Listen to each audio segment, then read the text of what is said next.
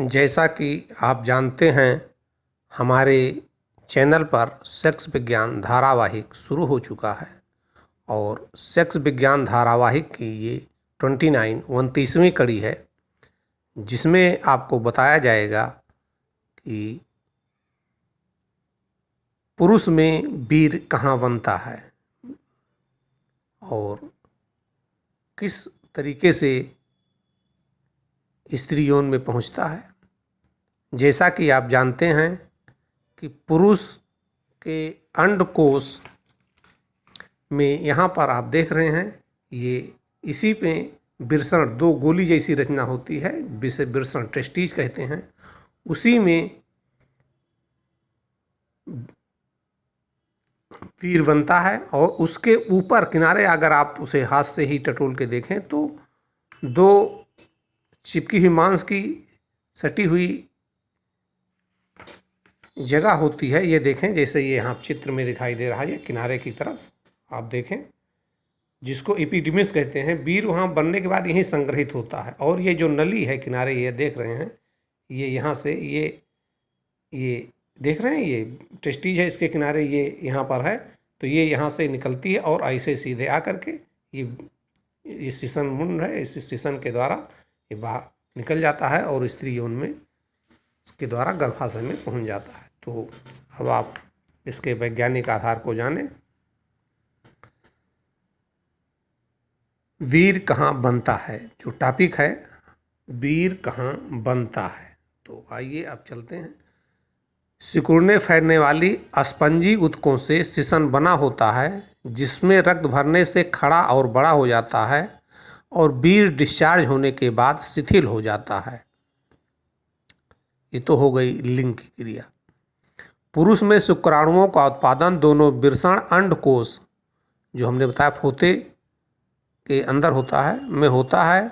वृषण में शुक्राणु बनने के बाद दोनों एपिडिडमिस, ये देखें, ये दो गोली जैसी रचना है, इसके किनारे ये आप हाथ से भी आप अपना ही भी टटोल के देख सकते हैं। ये एपिडिडमिस एक मांस जैसी रचना गोली के किनारे चिपकी होती है, इसको एपिडिडमिस कहते हैं। और यहीं से एक नली ये होती है शुक्रवाहिका, जिसको वास डिफरेंस बोलते हैं, जो यहाँ को ये लाती है, निकालती है। और ये आप जहाँ पर आप देख रहे हैं, ये यहाँ पर पेशाब का वो होती थैली होती है पेट के अंदर, उसी के बगल से आती है। जब आपको पेशाब लगता है तो इस पर प्रेशर पड़ता है और ये नली दब जाती है। आप ये देख रहे हैं, वाल्व सी रचना है, तो ये दब जाती है, तो पेशाब उस समय जब आप कर रहे होंगे वीर नहीं निकले। और जब आप ये फैल जाती है नली, तो पेशाब में इतनी ताकत नहीं होती है कि इसको रोक सके।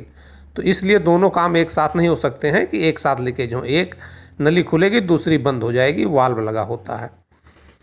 तो चलिए अब आप इसको समझ गए।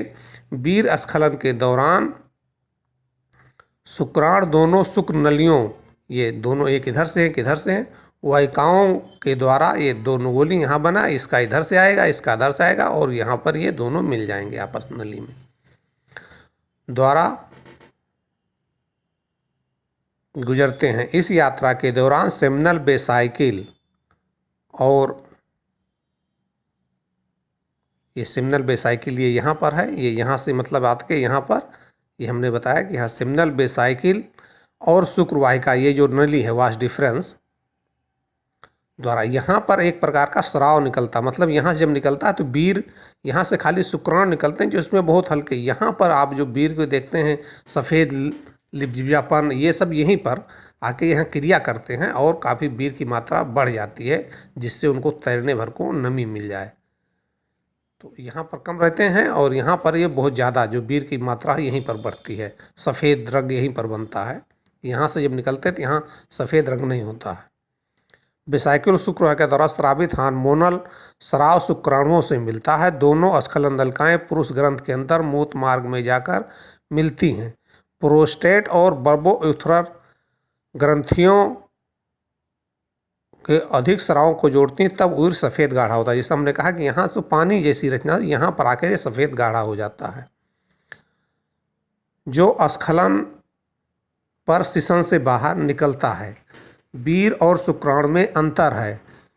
वीर गाढ़ा सफ़ेद लिए पानी जैसा द्रव होता है, जिसे के जिसके अंदर शुक्राणु होते हैं, यानी वीर जो है सीमेन के अंदर शुक्राणु स्पर्म यानी जिसको कीटाणु बोलते हैं, लोग की किस्म के बीज में कीटाणु होते हैं जो बच्चे पैदा करते हैं, वो वैज्ञानिक भाषा में उसे शुक्राणु कहते हैं, जिसे अंग्रेजी में स्पर्म SPRM स्पर्म कहते हैं। और वीर की अंग्रेजी है सीमेन SEMEN। एक बार सेक्स के दौरान निकलने वाले वीर में करोड़ों शुक्राणु होते हैं। आप जो 4-6 बूंद देखते हैं उसमें करोड़ों शुक्राणु होते हैं, और इतना होते हैं कि आप अनुमान लगा लें कि अमेरिका की जनसंख्या जो लगभग 20 करोड़ के आसपास है, उतने शुक्राणु होते हैं। प्रतिदिन कई बार सेक्स करने से हर बार शुक्राणु मात्रा थोड़ा थोड़ा कम हो जाती है, परंतु हर संभोग से निकले शुक्राणु निषेचन में सक्षम होते हैं। जितने कुछ लोगों की आदत होती है एक दिन में, जैसे नई नई शादी हुई है युवा वर्ग में, तो 8-8 10-10 बार तक संभोग कर लेते हैं। तो पहली बार अगर आप मान लो एक दिन गैप करके संभोग कर रहे हैं तो वीर की मात्रा थोड़ा ज़्यादा होगी, और जब वीर मात्रा ज़्यादा होगी तो उसमें स्पर्म ज़्यादा होंगे। लेकिन जैसे जैसे आप ज़्यादा संभोग करेंगे वीर मात्रा और स्पर्म की मात्रा कम होती जाएगी। लेकिन ये ना समझो कि ज़्यादा संभोग कर लिया अब बच्चे नहीं होंगे। जितने ही बार संभोग करेंगे, क्योंकि उसको बच्चे पैदा करने के लिए केवल एक शुक्राणु एक स्पर्म की ज़रूरत होती है, तो और उसमें इतनी क्षमता हो वो अंदर पहुंच जाए बस, तो बच्चे पैदा होंगे। करने के लिए ये ना सोचो कि ज़्यादा संभोग कर लिया तो बच्चे नहीं होंगे। बच्चे पैदा करने के लिए अधिक सेक्स करने की संख्या उस पर निर्भर नहीं करती है कि आप एक बार किए 2 बार कर लिए। जितनी बार करेंगे हर बार ये में गर्भ धारण करने की क्षमता रहेगी। विश्व स्वास्थ्य संगठन WHO के मानक के अनुसार सीमेन की क्षारीयता या उसका मिठासपन वीर शुक्राणु को पोषण और सुरक्षा देती है। जो दुनिया का सबसे बड़ा स्वास्थ्य का अध्ययन करने वाला देखरेख करने वाला संगठन, वो कहता है कि वीर का pH 7.5 से 8.5 होता है। जैसा कि आप जानते हैं जो चीज़ क्षारीय होती है वो मीठी होती है, इसीलिए वीर में हल्का मिठास होता है, और जो एसिड होता है वो कड़वा होता है, इसे सिरका उरका आप देखते हैं। 7.2 से कम pH या का निकलना एक या दोनों सेमिनल वेसाइकिल के सक्रिय द्रव बनाने की ग्रंथि का निष्क्रिय होने का लक्षण है। यदि आपके वीर की pH 7.2 से कम है तो इसका मतलब कि आपकी सेमिनल वेसाइकिल शुक्राशय में, यानी जहाँ वीर बन रहा सफ़ेद हो रहा है, या जहाँ पर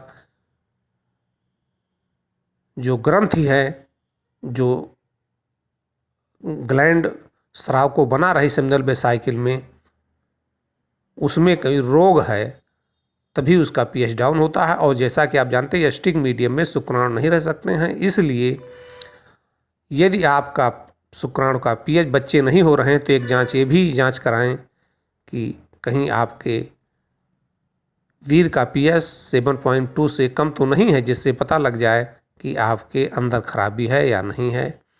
क्योंकि इससे 2 जांच होती है, एक तो pH इसकी जांच होती है, दूसरा स्पर्म बराबर मात्रा में बन रहे कि नहीं बन रहे।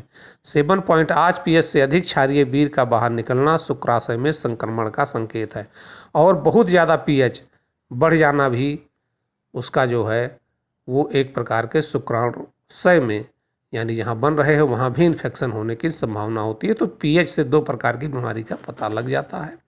अब ये बाकी डिटेल की बात है, तो जैसा हम बता चुके हैं कि हाँ हम डॉक्टर नहीं बनाते हैं, केवल जागरूक करते हैं। तो ये खाली इसलिए बता दिया गया कि यदि आपको बच्चे नहीं हो रहे या कोई परेशानी है तो इन 2 जांचों को भी करा लें। और ये चैनल को अभी तक सब्सक्राइब नहीं किया है तो सब्सक्राइब कर दें, और उसके बाद एक घंटी बनेगी, उस घंटी को फिर दबाएं तो फिर 3 घंटियाँ बनती हैं, और तीनों में सबसे ऊपर वाली घंटी जहाँ आल लिखा हुआ उसे दबा दें, जिससे आपको हमारे सारे वीडियोज़ मिलते रहें। और यदि ये टॉपिक पसंद आया है तो इसे लाइक करें और अपने दोस्तों को शेयर करें। जय आर्य।